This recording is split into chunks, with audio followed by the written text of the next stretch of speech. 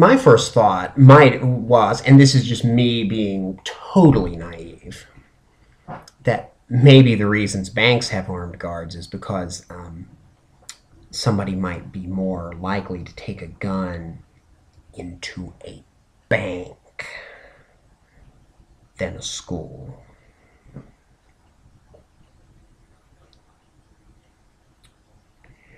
I mean, I know people like children, and so there might occasionally be the person who's tempted to rob a school and steal 200 of them.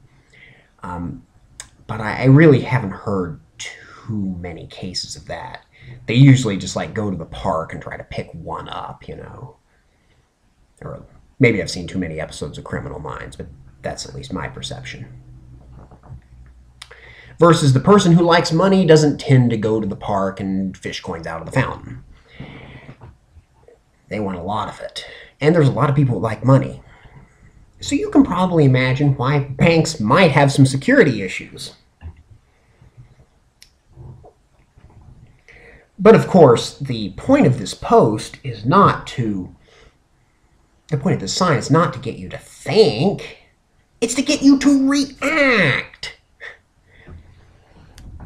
The person who makes it, made this, they're like trying to elicit this reaction. What does it say about our society that we value money more than the lives of our children? That's what I'm saying, because I've got my brain turned off and my oversimplificator going at full blast.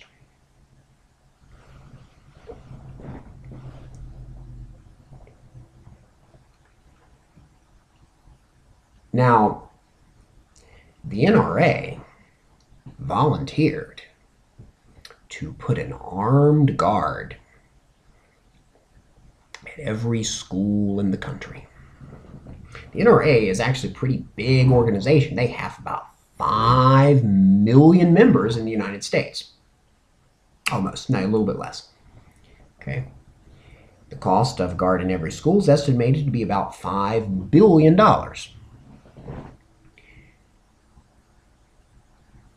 That's $1,000 a piece.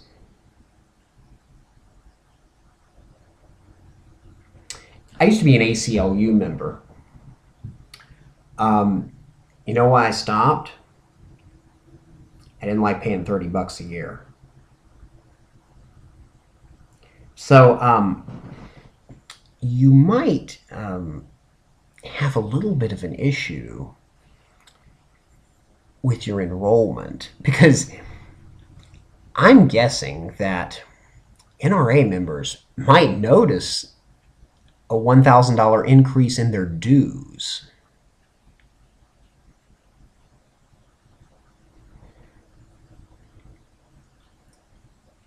And then that might take the numbers down a little bit. So they're either going to have to increase the dues by $1,000 a piece or have an awful lot of bake sales. Now, I believe that putting an armed guard in every classroom, or every school, excuse me, would actually be a good idea, because I think it would take care of one of the greatest problems facing our country today, the line cutting problem. I mean, if school children see a man there with a gun, they're going to keep themselves in line, literally. Okay? And I'm sure that a trained guard would be able to patrol the entire school all the time. If there's a class outside, he's there.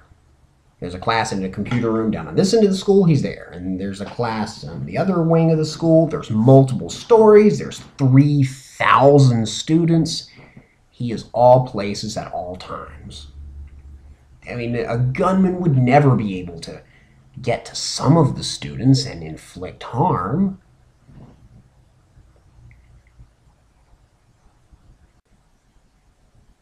Here's another concern. Let's say that the security at these schools operates with the utmost efficiency, and that there's no way in hell a gunman's going to ever get into a school.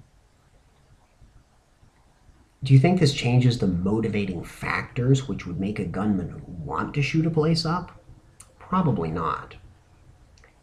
And so now he can just go somewhere where there aren't armed guards, and he can still inflict just as much harm and just as much damage.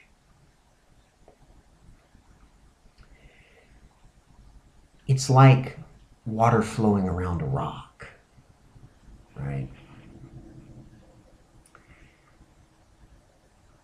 And so, do you really solve a problem, or do you just move a deranged gunman to a different location where there are also innocent people? And I know that this is really hard. I know that it's hard to square news coverage with reality. It's hard to believe that perhaps the most pressing matters in life may not actually be what gets the most coverage.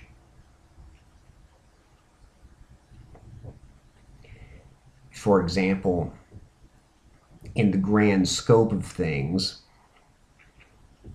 Casey Anthony is probably no more significant than any other bad person who done something bad and got away with it. And in the grand scope of things, Kim Kardashian, or who the fuck ever, is probably completely irrelevant. But these things still grab people's concerns. And so it's possible that the one school shooting, which occurs every 10 years, may not be the greatest problem facing our nation. And that the resources that we could channel into that could actually be much better spent. What if instead we tackled something like childhood obesity? Now, how many people does that kill? Well, it's not dramatic. It doesn't make headlines. But it still matters. You see, it's like there's this bridge, and there's no guardrails on either side. And we're standing at the bottom, and we're watching cars drive over top of the bridge. It's a long bridge. And every now and then one runs off. And we say, we have to do something about that. That shouldn't have happened. And so we build a guardrail in that little section where the car ran off. And we pat ourselves on the back and say, that's it. If we had had that at the time, that would have prevented that car from going off because it was exactly in that location.